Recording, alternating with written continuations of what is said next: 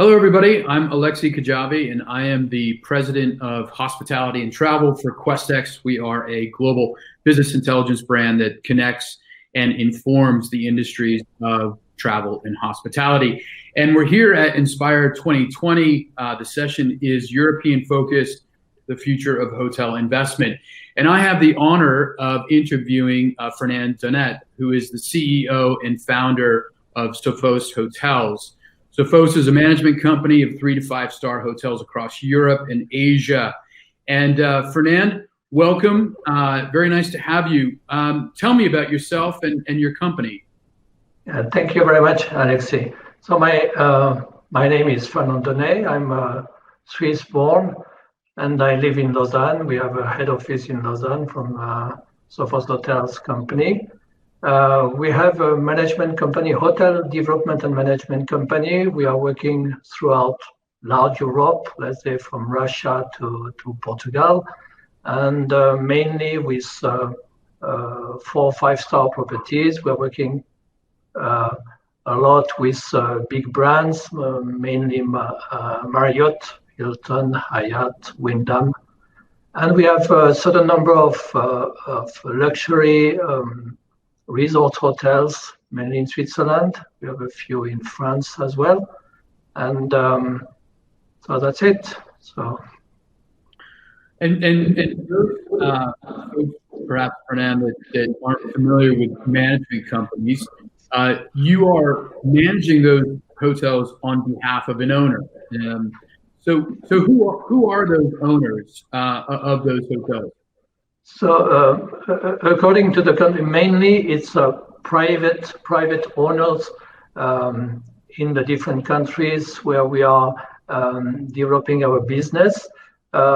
Most of them, they are doing diversification with their own business. So it's not their core business. They are investing in let's say a lot is a show off or is an asset to invite their clients or business partners. And we have some with funds, with bank funds or equity funds, like in France, in Georgia. And in Switzerland, it's more private people, it's private investors. We have Chinese, we have Swiss, French people who are investing in more boutique hotels.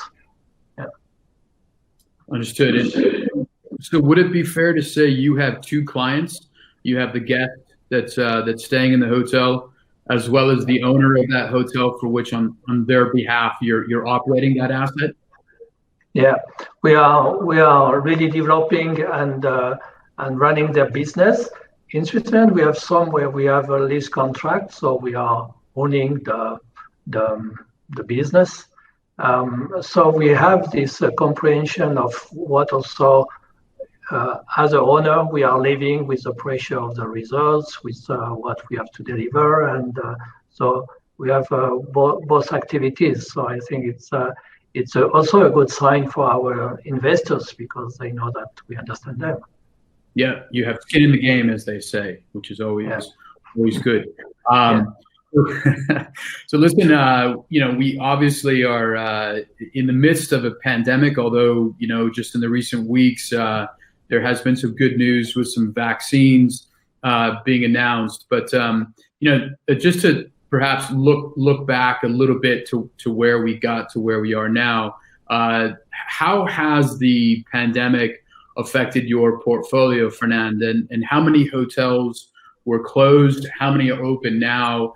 And what really have you been doing as a company to continue to survive and make sure that you're ready to open and cater to your guests when they are ready to come back again? When the crisis arrived, in fact, we had two sides of activities. We have noticed that first we locked down and we blocked and we stopped all the activities on our portfolio. We had 14 hotels under management and more or less 10 under development, and all the opened hotels have been closed.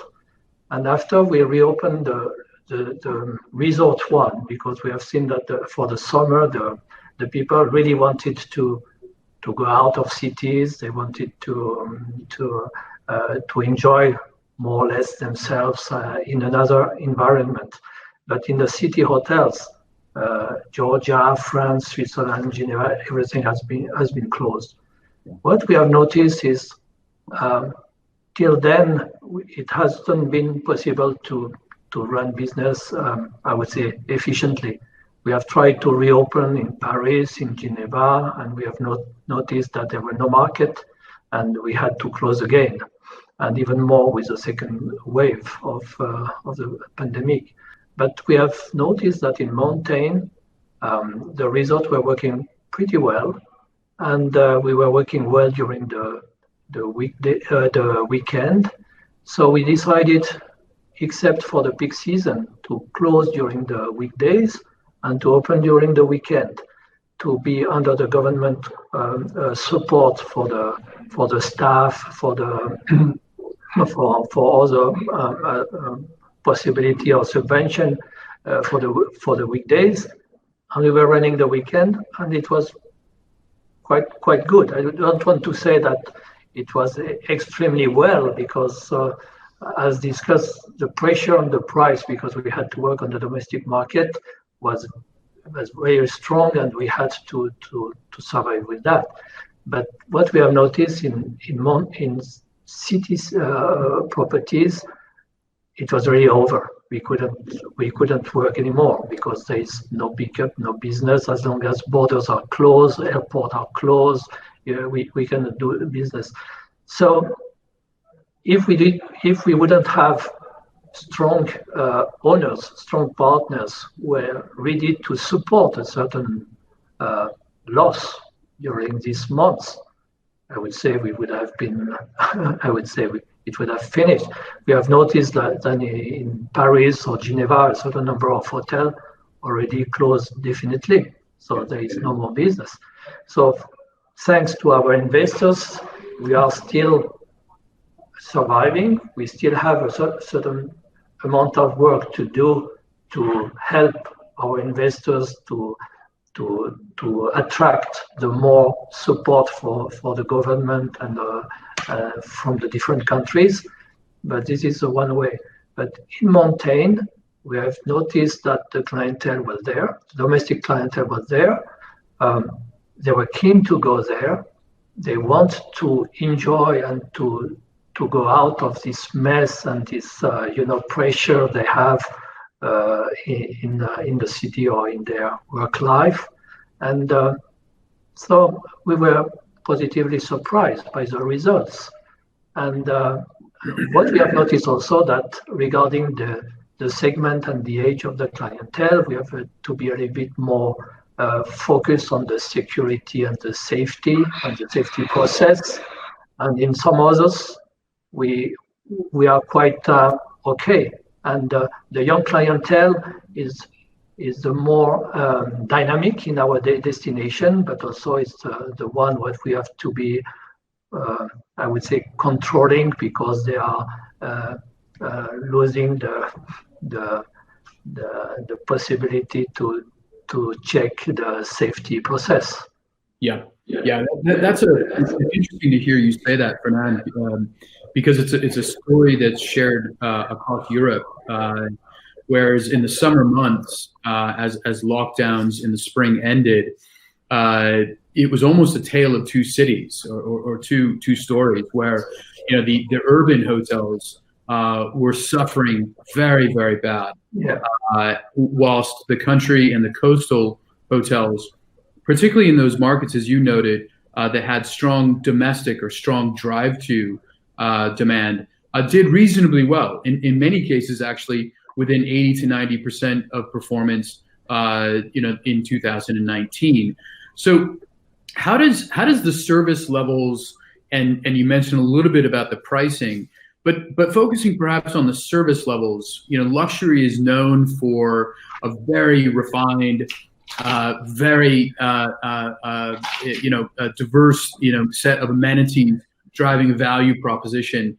Do those service levels and do those amenities have to adapt with a domestic market versus the more traditional international luxury market? Yes, we really need to rethink completely our services, let's say, or our support to our clientele, because of course we cannot, I would say, cut a part of our income and at a certain moment to keep exactly the same level of service. The challenge was exactly what you mentioned, is how to match with the expectation of the clientele who is going to a five-star property, or even with the Royal, we have the five-star luxury leading hotel of the world. And at the same time, I would say, managing in the best way our margin, and to be sure that we can create a certain profit for the operation.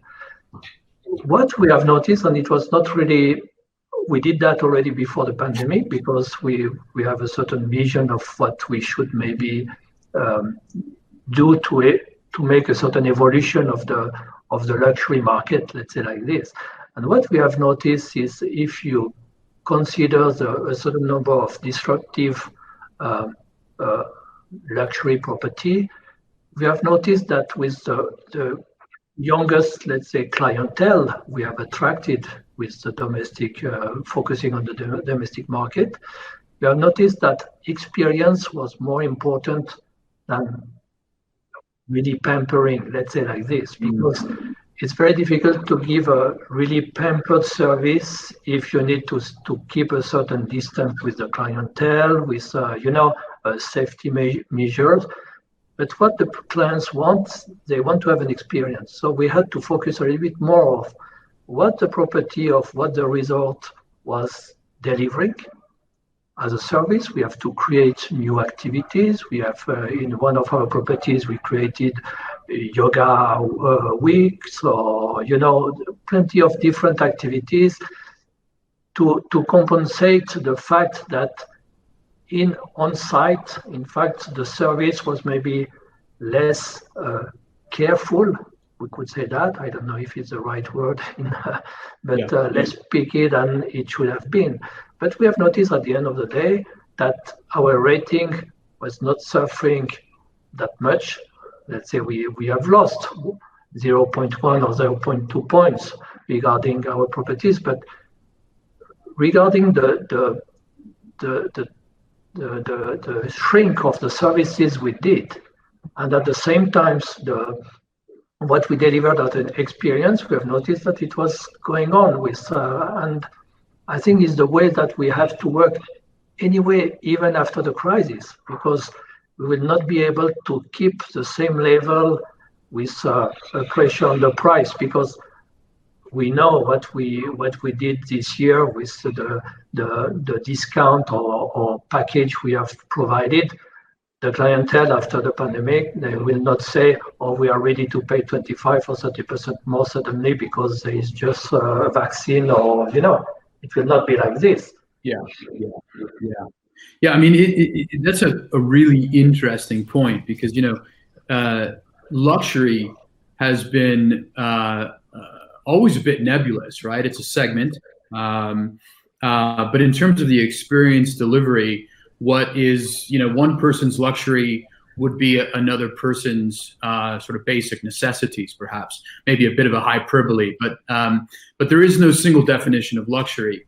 And in many cases, as I think to what you just alluded to, luxury has really evolved, right? It used to be very much, the white glove service, very formal, and it's adapted into whether it's barefoot luxury or more experiential luxury, as you just said.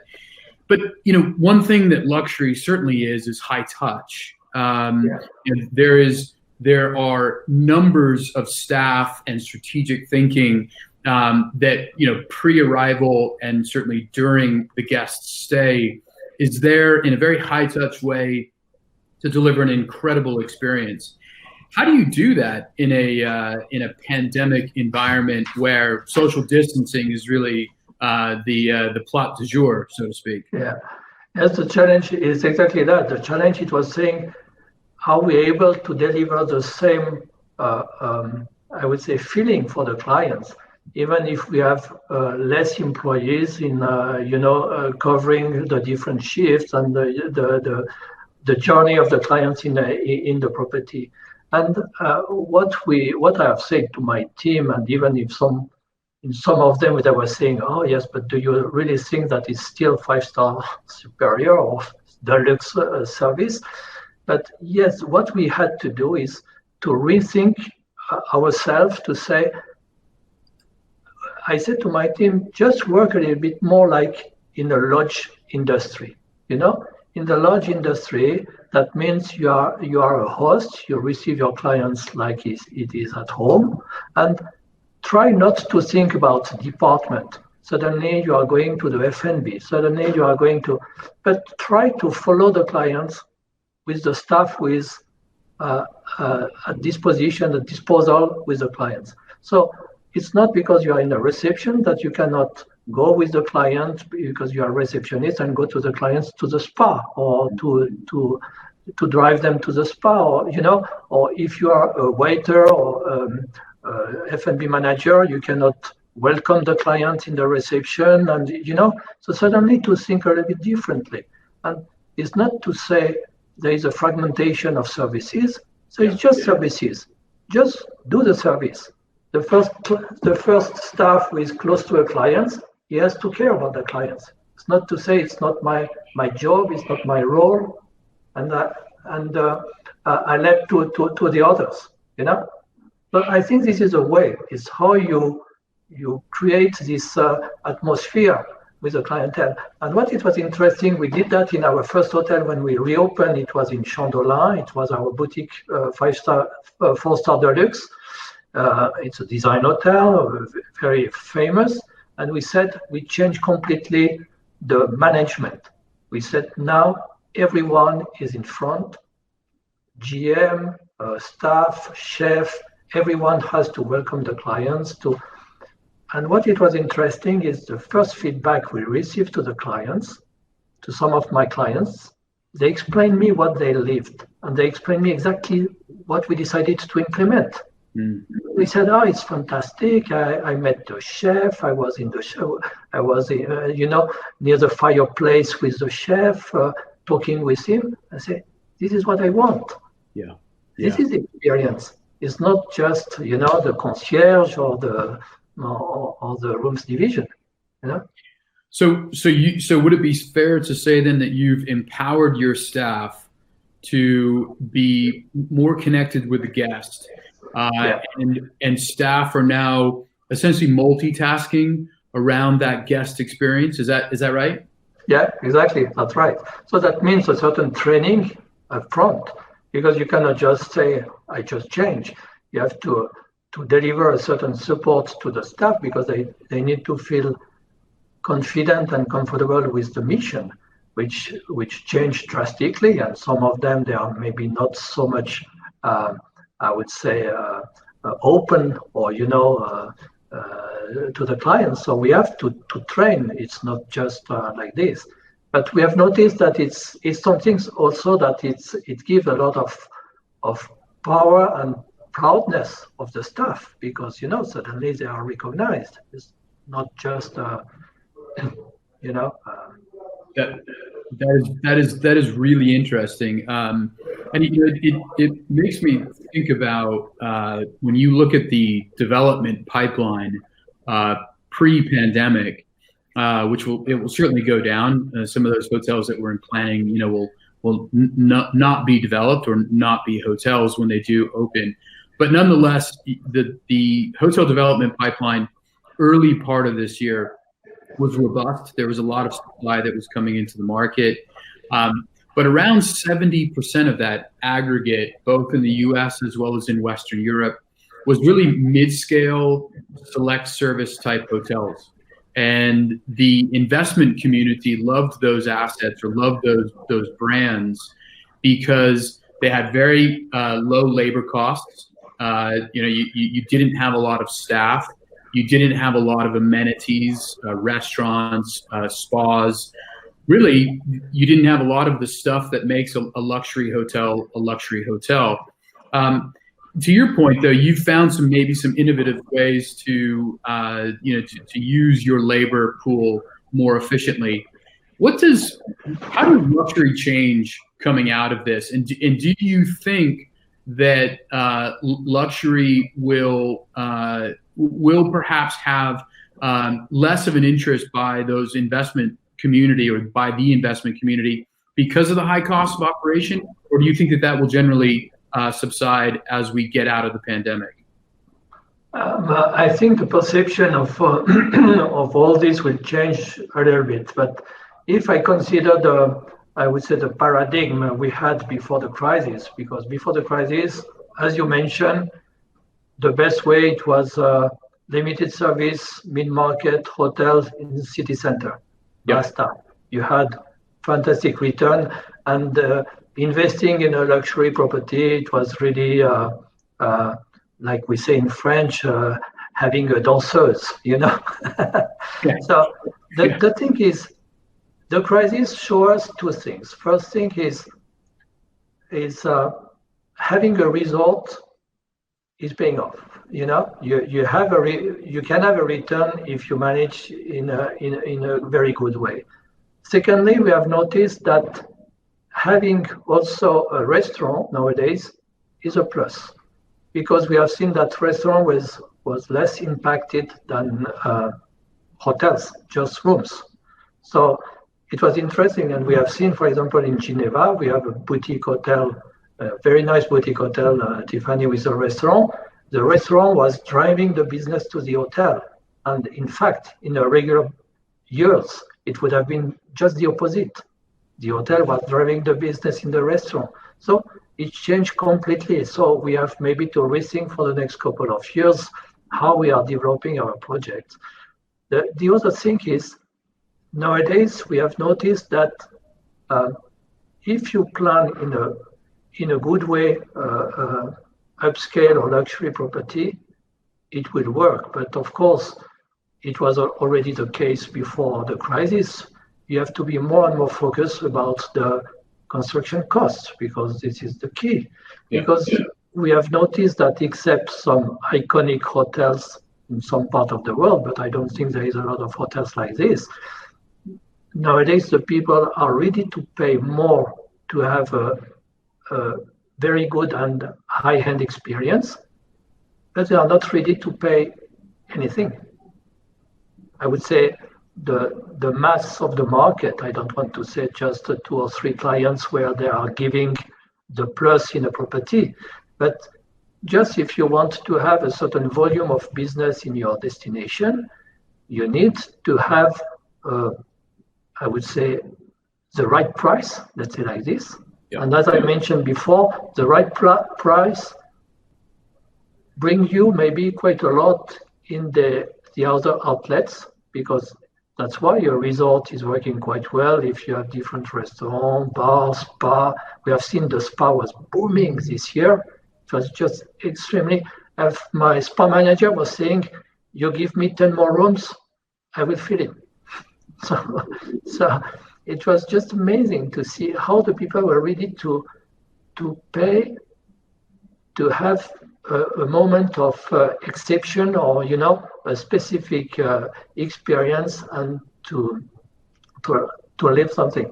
And you can see that even in a shop nowadays, in the very different cities, I would say Paris, Zurich, Geneva, we have seen in Switzerland, as soon as they reopen the shops, the first one where you have the queue, it was, I don't know if I can say some brands in there, but it was Chanel, Yves Saint Laurent. So the people are ready to pay a lot to have a good experience, and to have a good product, a good, So I think if we are focusing on that, we will succeed. And if I look at my pipeline, we have a certain number of hotels in our pipeline, which are the 5-star hotel, Marriott 5-star in Moscow. We have other 5-star hotel in development. We are not scared about the future. We are just scared about 2021, because we are talking about vaccine, but we don't know if the vaccine will be early in the year or mid in the year. So it will impact, of course, this 2021 year. But I'm sure that the next couple of years, business will come back, and we will have a great time. And I'm sure that we will be even more powerful afterwards, at least with our luxury resort properties, because people now they understood that they have to live and they have to enjoy the time that they can. So then, if I'm hearing correctly, you are much more positive on the luxury leisure market, and you then expect corporate luxury to return in 2022 and beyond. Is that how you're looking at it? Yeah, I think so.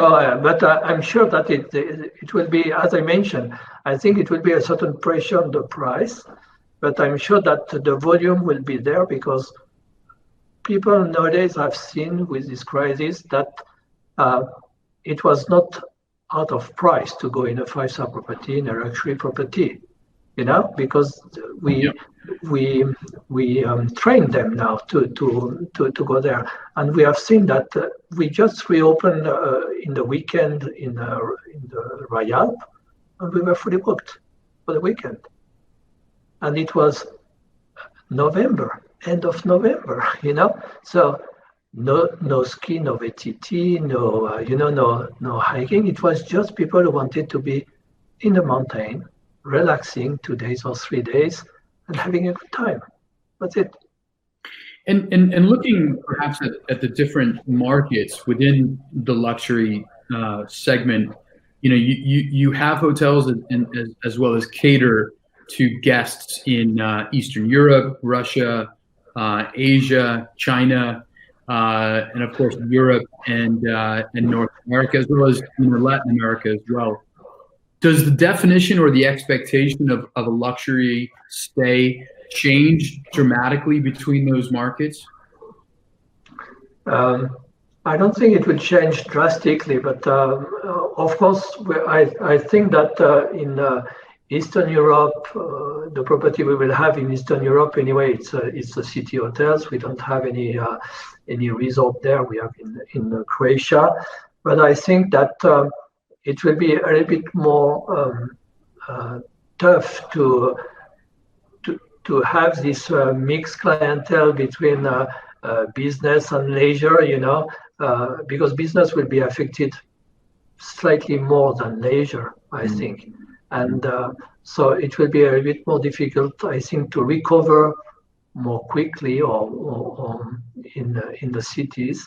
So regarding the property we have in Paris or the few that we will take over, because we have some on the pipeline now in Switzerland or Moscow, in cities, 5-star or deluxe property, it will be challenging because I think we have lost definitely a portion of MICE business and at least big events of MICE business. So it will be tough for us to understand who will fill the gap, how we will be able to fill the gap. And we are trying to push our clientele to our corporate clientele, even for the resorts, to say maybe go more often, do smaller events. We will start a promotion. Small is beautiful, because small now it's not only large, meeting events. You can do even small and maybe more often, because you will need to have more possibility, or you need to have more possibilities to go out on the green way, and discussing your business. So I think we have to be focused more on our local domestic market, to count on it, because we have seen that during the crisis, this is a domestic market who is saving us. Yep. So this is the one. Maybe we are more often we are thinking about Middle East, Russia, China. Just think about your next door, next city. So I think this will be a challenge. Indeed, indeed. Well, Fernand, this has gone too quick. We only have time for one more question. So I've saved hopefully the best for last. You have any opportunity to stay at any luxury hotel? What hotel would you stay at, and who would you bring with you on your trip? At this moment, I will go to the Royal in Villars. It's my property. It's a typical resort. I mean, it's a property, to be really honest, and it's also what my clients are telling me. It's very seldom that when you arrive in a hotel and you feel directly at home. There is not an impression that you are in a public hotel, so you feel at home, because it's so much as you are at home, with the atmosphere, ambiance, or whatsoever. So yeah. I think this is the perfect way. And who's accompanying you on this trip? I will take my wife. Good answer. You got both of them correct. You're in good shape. Fernand, CEO and founder of Sophos Hotels, thank you so much. I've really enjoyed speaking to you today. Me too. It was very nice, very interesting. Thank you, Alexi.